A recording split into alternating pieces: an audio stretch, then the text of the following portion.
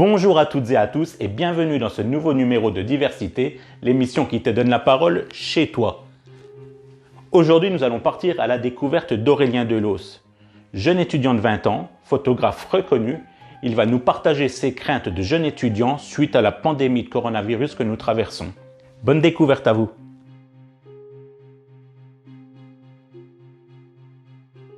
C'est Aurélien Delos, j'ai 20 ans. Je suis étudiant en licence professionnelle de communication et j'habite Chenôve depuis toujours.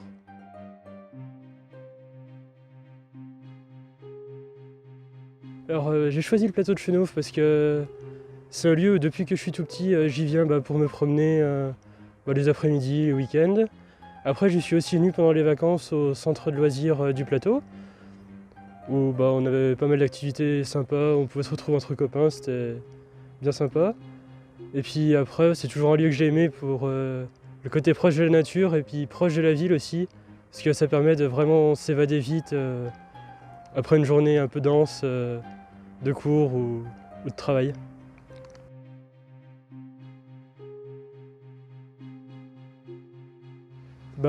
Pour l'instant, je dirais le plus dur, c'est surtout le deuxième confinement de novembre. Parce que les étudiants, on est pour l'instant quand même, je trouve, assez oubliés. Et pour l'instant, on n'a encore aucune date sur notre reprise. L'université ne sait pas encore si on peut reprendre ou pas. Après, je m'estime heureux d'avoir une alternance cette année, parce que je peux continuer d'aller au travail en présentiel. Et comme ça me permet quand même de sortir de chez moi, voir des autres personnes et pouvoir avoir du contact humain avec les collègues. Parce que c'est vraiment très long, les séances de cours par Zoom, c'est pas... Un peu ça va, mais là ça commence à devenir long.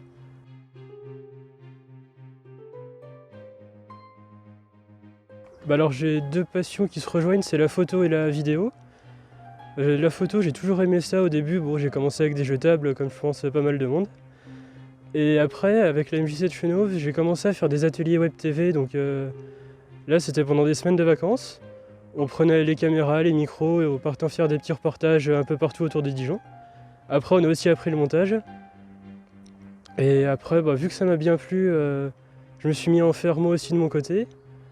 Et maintenant, c'est une vraie passion et ça m'a aussi permis de trouver déjà mon DUT il y a 2 ans, qui avait une partie audiovisuelle et maintenant la licence pro qui me permet de continuer. Et plus tard, j'aimerais bien travailler dans ce domaine de l'audiovisuel. Ça me prend pas mal de temps aussi. Après, c'est plus facile la photo parce que ça va plus vite que de sortir tout le matériel vidéo.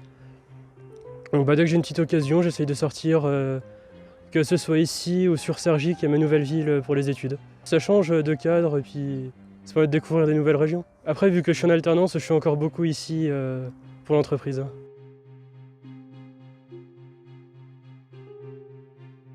Au début, c'est une passion parce que les ateliers vidéo, j'avais déjà des copains qui étaient allés pendant des vacances à la MJC. Et après, ils m'ont dit, tiens, aux prochaines vacances, aux grandes vacances, il y a une semaine qui se fait, viens avec nous, tu vas voir, c'est sympa. Ça m'a bien plu, puis après j'ai enchaîné et je me suis dit, tiens, il y a une nouvelle vacances de la Toussaint, je vais le faire aussi. Et après on a notre animateur qui un jour nous a proposé de faire un concours, ça s'appelait les 24 heures des réalisations. Donc là pendant 24 heures, on nous donnait un thème. Donc c'était le samedi matin vers 9h ou 10h. on nous disait bah voilà, vous avez ce thème pour faire un court-métrage de 3 à 7 minutes en équipe. Et le dimanche matin, bah, le jour d'après quoi, au bout de 24 heures, tout va être finalisé, rendu et monté.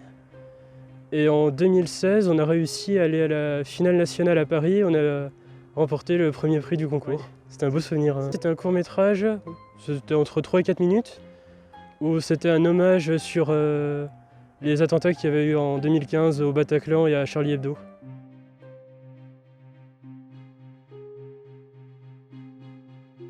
En point positif, bah, je dirais, déjà quand on est autour de Dijon, vu que c'est mon cas, bah, on a quand même vite la possibilité de sortir dans la nature. On n'est pas cloisonné toujours en ville. Après, un autre point positif, bah, forcément à l'automne, il y a les couleurs qui sont magnifiques.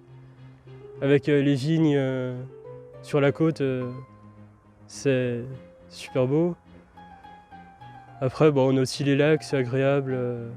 Tout ça. Et en point négatif, ouais, c'est plus difficile. Bon, allez, on va peut-être dire l'absence de grandes montagnes parce que j'aime bien le ski. Oui. Mais bon, après, les stations sont pas très loin, donc ça se compense.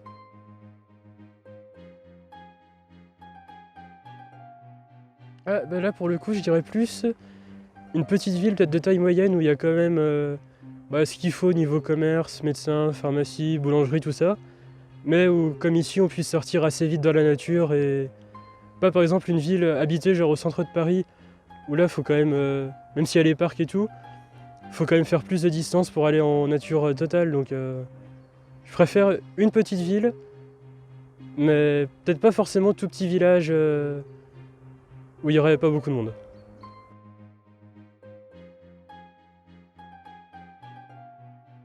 Bah, je pense que ce qu'il faut, ce serait plus de jours en présentiel pour tous. Parce que pour l'instant, ils ont annoncé un jour à 20% de l'effectif. Mais le problème, c'est que dans ma promo, on est 17 à l'effectif total. Donc du coup, on serait un jour à 4 personnes. Donc ce qu'il faudrait aussi que l'effectif tienne compte un peu de la taille des promos, parce que on peut pas comparer une petite licence pro qui a 17 comme la nôtre à un amphi de droit par exemple, où je sais pas, ils vont être 400 dans l'amphi.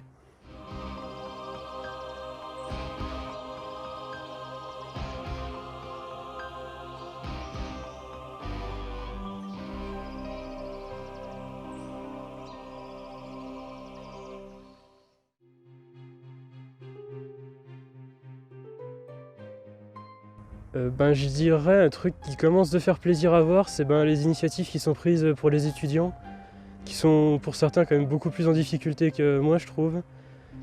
Et ça fait quand même plaisir de voir qu'on est soutenu quand même plus largement par les associations et tout, et qu'on n'est pas laissé quand même à 100% tout seul. Qui est un peu notre sentiment jusqu'à ce qu'on nous repousse la date de réouverture des facs.